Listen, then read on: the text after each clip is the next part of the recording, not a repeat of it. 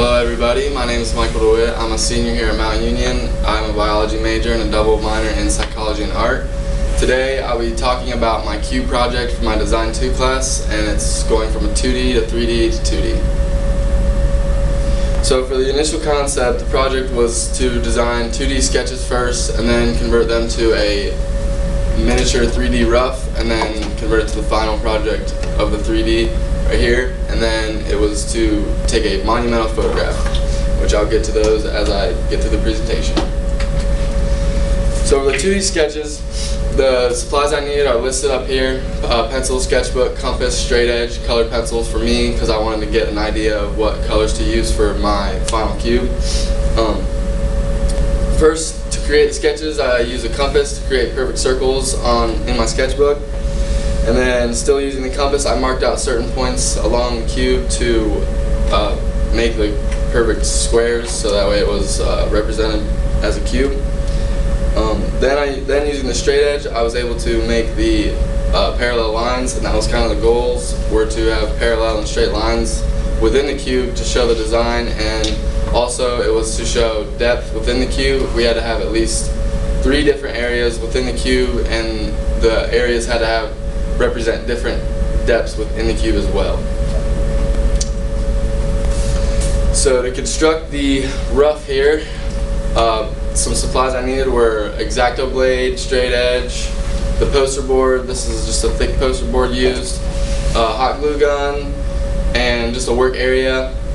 It took a lot of time to create these. It was very difficult. The processes were just tedious and took time to really get the procedures right.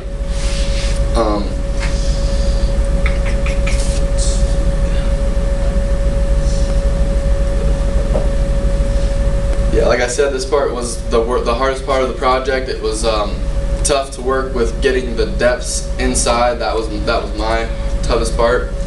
But as I get here, I'll talk about each cube, the pros and cons.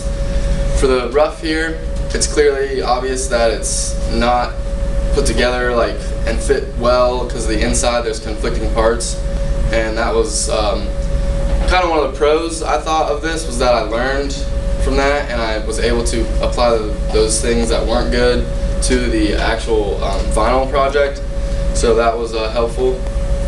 And let's see here.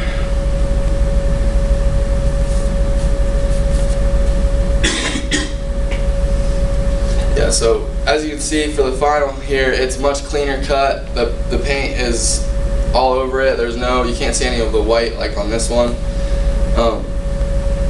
It fits together perfectly. It's much overall nicer, cleaner cut, and it just has a much better look.